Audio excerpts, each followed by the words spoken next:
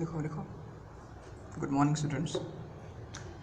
Once again, I am Dr. Harman Singh Yadav in front of all of you, and now we will proceed some questions regarding 11th chemistry. The chapter name is chemical bonding and molecular structure. Screen पर आपके सामने एक question है, ज़रा ध्यान से देखिए. Question में क्या लिखा हुआ है? Explain the important aspect of resonance with reference to the carbonate ion. अब इस क्वेश्चन को अपने को आंसर लिखना है.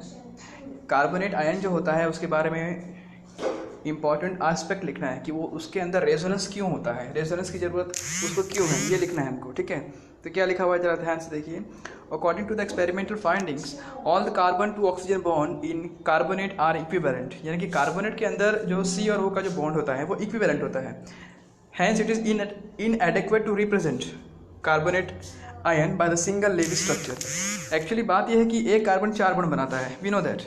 हमको क्या पता है गाइस कि एक कार्बन जो है, एक कार्बन 4 बॉन्ड बनाता है, चारों तरफ 4 बॉन्ड बनाता है. और हमको ये भी मालूम है कि एक ऑक्सीजन 2 बॉन्ड बनाता है. अब प्रॉब्लम ये है कि एक कार्बन को 3 ऑक्सीजन के साथ बांटना है, तो टोटल उसको 6 बॉन्ड की ज़रूरत है.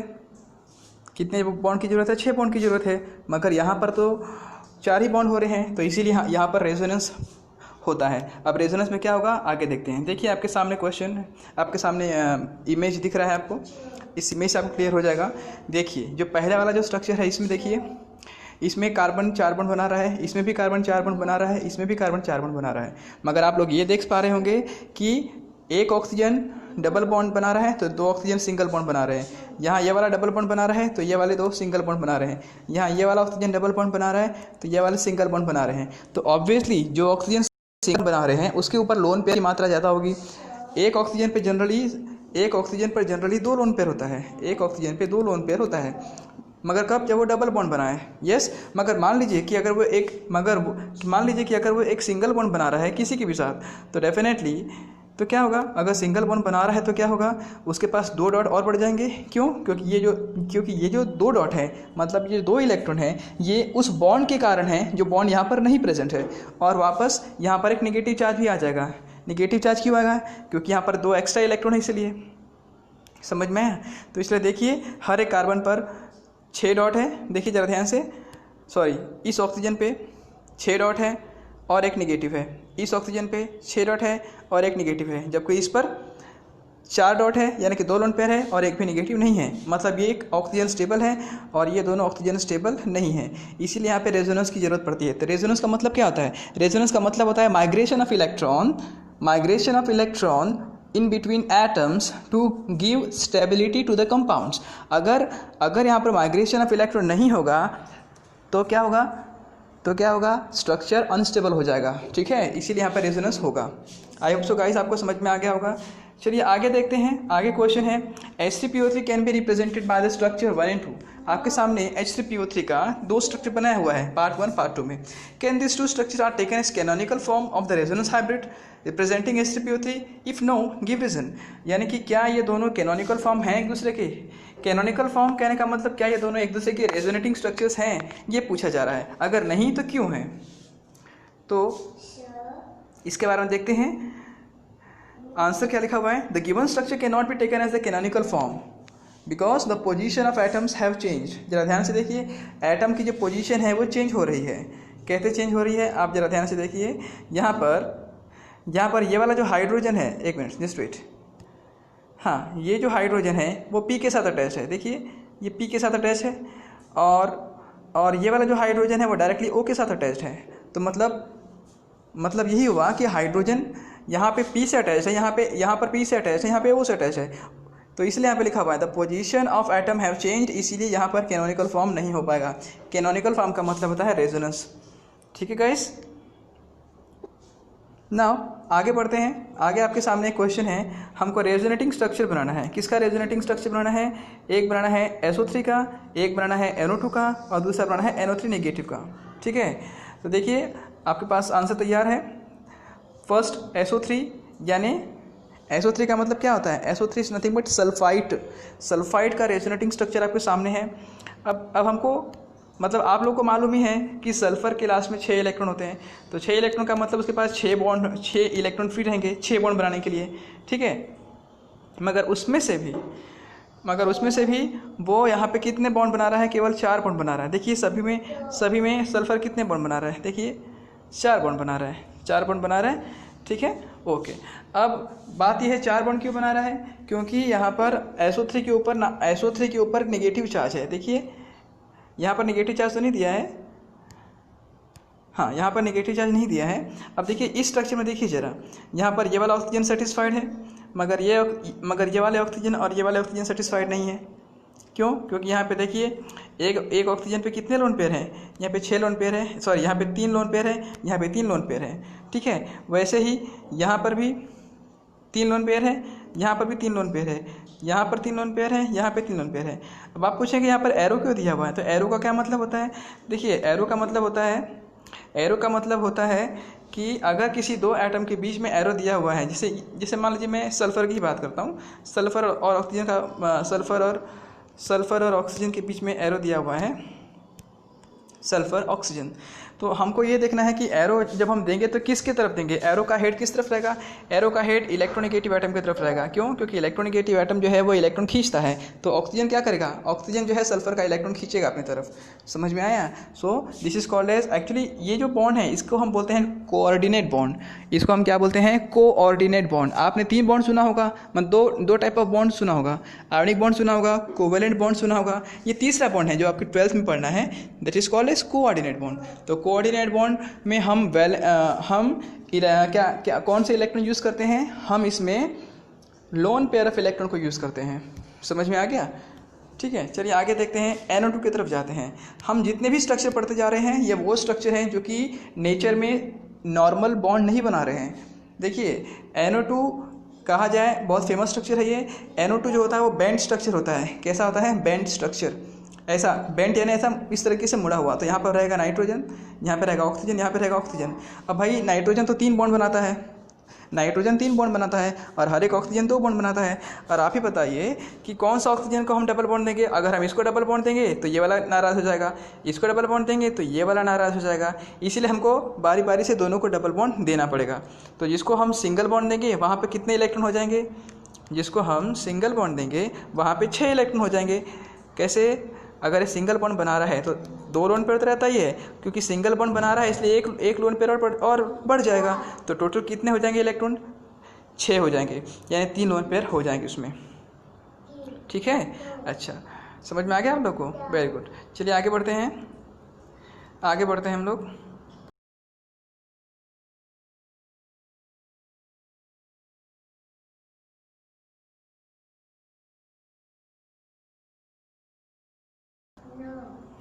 हाँ गाइस, नाउ अब हम देखते हैं next question, define electronegativity and how does it differ from the electron gain enthalpy. Maximum time में क्वेश्चन आता है, बच्चे कंफ्यूज हो जाते हैं कि इलेक्ट्रॉन गेन एंथैल्पी और इलेक्ट्रोनेगेटिविटी में क्या अंतर है।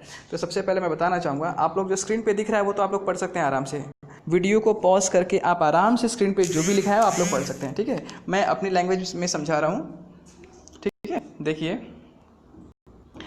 सबसे पहले हमको पढ़ना है इलेक्ट्रोनेगेटिविटी के बारे में। तो इलेक्ट्रोनेगेटिविटी किसे बोलते हैं? इलेक्ट्रोनेगेटिविटी का मतलब क्या होता है? देखिए इलेक्ट्रोनेगेटिविटी कहने का मतलब आपको मैंने इससे पहले बताया है कि अगर जैसे कि हैलोजन्स हो गए, हैलोजन में कौन कौन से आते हैं? फ्लोरीन, ब्रोमीन और आयोडीन आते हैं। ये सारे के सारे इलेक्ट्रोनेगेटिव आइटम हैं। क्यों? वो क्या करते हैं, दूसरों का इलेक्ट्रॉन छीन कर अपने आप को नेगेटिव बना लेते हैं। ठीक है, ओके। जैसे कि एग्जांपल ले रहे हैं हम लोग HCl का, मान लीजिए मैंने HCl का एग्जांपल लिया, तो HCl में क्या होगा भाई कि ये जो Cl जो है वो Cl कैसा है, वो नेगेटिव है। Cl नेगेटिव है इसलिए मैं डेल नेगेटिव दूंगा, और हाइड्रोजन पॉजिटिव है इसलिए मैं डेल पॉजिटिव दूंगा इस पर। ठीक है, तो ये पॉजिटिव नेगेटिव क्यों दिया मैंने? क्योंकि भाई पॉजिटिव नेगेटिव देने का मतलब है कि जो Cl है ये इलेक्ट्रॉन को अपने तरफ खींचता है, हाइड्रोजन का इलेक्ट्रॉन को खींचता है। कैसे? यहाँ पे 2 इलेक्ट्रॉन है, एक यहाँ पर Cl का इलेक्ट्रॉन है यहाँ पर, और एक इलेक्ट्रॉन है हाइड्रोजन का। तो Cl अपना इलेक्ट्रॉन तो अपने पास ही रखता है, ये वाला इलेक्ट्रॉन भी खींचता है अपने तरफ। तो क्यों खींचता है? Because of electronegative power. तो electronegative means the tendency by which any element extract मतलब खींचना, एक्सट्रैक्ट क्या? इलेक्ट्रॉन। कौन सा इलेक्ट्रॉन? Bonded electron. ठीक है, toward itself is called electronegativity. Negativity का मतलब इलेक्ट्रॉन खींचने के बाद उस पर निगेटिव चार्ज आ जाएगा, यही हुआ, इलेक्ट्रॉन खींचने के बाद उस पर निगेटिव चार्ज आ जाएगा। ठीक है, ओके। चलिए अब देखते हैं इलेक्ट्रॉन गेन एंथैल्पी किसे बोलते हैं। अब जरा ध्यान से सुनिए, इसी एग्जांपल को मैं समझा रहा हूँ। इलेक्ट्रॉन गेन एंथैल्पी कहने का मतलब हुआ, फिर से वही एग्जांपल ले रहा हूँ मैं, ये हुआ H और ये हुआ Cl। चलो भाई मानते हैं कि Cl, देखो किसी भी हैलोजन के पास 3 लोन पेयर होता है, क्योंकि किसी भी हैलोजन के लास्ट में 7 इलेक्ट्रॉन होता है। तो 7 इलेक्ट्रॉन में से 6 तो मैंने बता दिया और 7वां यहाँ पर है, 7वां इलेक्ट्रॉन यहाँ पर है, और ये हुआ हाइड्रोजन का इलेक्ट्रॉन, ये वाला हुआ हाइड्रोजन का इलेक्ट्रॉन। ठीक है, अब बात ये है कि इलेक्ट्रॉन गेन एंथैल्पी कहने का मतलब Cl ने क्या किया है, चलो भाई ये वाला इलेक्ट्रॉन अपनी तरफ खींच रहा है, चलो ठीक है, उसकी तरफ जा भी रहा है, मगर Cl के पास अपने पास जगह भी तो होना चाहिए आने वाले इलेक्ट्रॉन को जगह देने के लिए, अपने पास घर भी तो होना चाहिए आने वाले इलेक्ट्रॉन को रहने के लिए। तो Cl के पास जगह कम पड़ती है, समझ में आया। ठीक है, इलेक्ट्रॉन गेन एंथैल्पी कहने का मतलब है कि खींचे हुए इलेक्ट्रॉन को Cl ने यहाँ से एक इलेक्ट्रॉन खींचा है, तो Cl जब इलेक्ट्रॉन खींच रहा है तो खींचे हुए इलेक्ट्रॉन को अपने शेल में जगह देने के लिए, अपने शेल में एंट्री करने के लिए जितनी एनर्जी की ज़रूरत पड़ती है उसको हम कहते हैं इलेक्ट्रॉन गेन एंथैल्पी। फिर से बोल रहा हूँ, खींचे हुए इलेक्ट्रॉन को अपने शेल में एंट्री देने में जितनी एनर्जी लगती है हम कहेंगे इलेक्ट्रॉन गेन एंथैल्पी। इलेक्ट्रोनेगेटिविटी मतलब इलेक्ट्रॉन खींचने में लगने वाली एनर्जी। फिर से बोल रहा हूँ, इलेक्ट्रोनेगेटिविटी मतलब इलेक्ट्रॉन खींचने में लगने वाली एनर्जी, और इलेक्ट्रॉन गेन एंथैल्पी मतलब खींचे हुए इलेक्ट्रॉन को अपने शेल में डालते समय जो एनर्जी लगती है, that is called as electron gain enthalpy. ठीक है गाइस, आप अगर आप ये सेंटेंस पढ़ना चाहें तो सेंटेंस पढ़ लीजिए वीडियो पॉज करके, कोई दिक्कत नहीं है, इतना ही लिखा हुआ है, इतना ही आंसर है उसका। ठीक है, ओके, ये समझ में आ गया होगा आपको।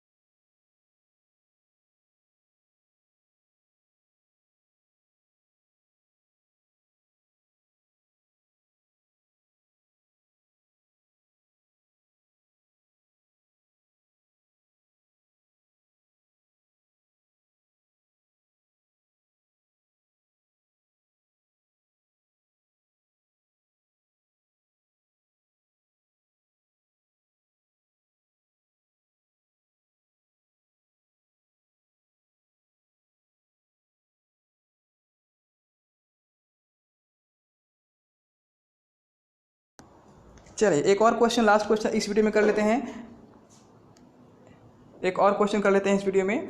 पूछा गया है what is polar covalent bond. ये पोलर कोवेलेंट बॉन्ड किसको बोलते हैं, बहुत ही ईजी है, वीडियो पॉज करके जो लिखा हुआ है वो आप लोग पढ़ लेना, मैं इसको समझा देता हूँ। एग्जाम्पल हम लेते हैं HCl का, फिर से वही एग्जाम्पल, बहुत प्यारा एग्जाम्पल है ये। देखिए HCl में क्या हो रहा है कि देखिए पोलर किसको बोलेंगे, जहाँ माइनस और जहाँ प्लस एक साथ आते हैं वो पोलर हो जाता है, तो इसलिए इसको पोलर कहेंगे। अब माइनस प्लस क्यों आ रहा है, क्योंकि ये वाला एलिमेंट जो है, ये Cl जो है इलेक्ट्रॉन खींच रहा है, किससे खींच रहा है, हाइड्रोजन से खींच रहा है, इसीलिए ये बन गया पोलर। अब कोवेलेंट क्यों बोलेंगे, देखो कोवेलेंट तब बोलते हैं जब इलेक्ट्रॉन का शेयरिंग होता है। तो देखो जरा फिर से मैं बना रहा हूँ स्ट्रक्चर, देखिए ये हुआ H, ये हुआ Cl।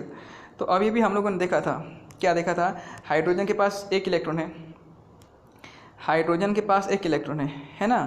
तो वो जो एक इलेक्ट्रॉन है वो तो उसने यहाँ पे शेयर कर लिया है, वो तो उसने यहाँ पर शेयर कर लिया है एक इलेक्ट्रॉन अपना। Cl के पास 7 इलेक्ट्रॉन है, तो ये 1 हुआ, 2 3 4 5 6 7, ये 7 इलेक्ट्रॉन हो गए, तो उसमें से उसने भी अपना एक इलेक्ट्रॉन शेयर कर लिया। अब जरा ध्यान से देखिए, ध्यान से ये देखना है कि अगर मैं हाइड्रोजन की तरफ बॉन्ड बनाता हूँ तो देखिए हाइड्रोजन का डुप्लेट कंप्लीट हो गया है, हाइड्रोजन का डुप्लेट कंप्लीट हो गया है ना, यस। अच्छा चलो ठीक है, अब जरा आगे देखते हैं। अब जरा इस तरफ देखिए, क्या इस तरफ Cl का ऑक्टेट कंप्लीट हो गया है, देखिए ऑफकोर्स Cl का ऑक्टेट भी कंप्लीट हो गया है। जब दोनों खुश हैं कि एक अपने डुप्लेट से खुश है, एक अपने ऑक्टेट से खुश है, तो ऑब्वियसली यहाँ पे कौन सा बॉन्ड होगा, कोवेलेंट, क्योंकि यहाँ पे इलेक्ट्रॉन की शेयरिंग हो रही है। तो पोलर कब होगा, जब ये बॉन्ड टूटेगा और जब प्लस माइनस बन जाएंगे तब पोलर कहलाएगा। समझ में आया। एक्चुअली में पोलर का मतलब होता है वो बॉन्ड या वो कंपाउंड जिसमें पॉजिटिव पोल और नेगेटिव पोल एक साथ होते हैं, हम उसको पोलर कहते हैं। ठीक है, तो इस तरीके से HCl क्या हो गया, पोलर कोवेलेंट बॉन्ड हो जाता है। ठीक है, आप लोग इसका आंसर पढ़ सकते हैं इसमें।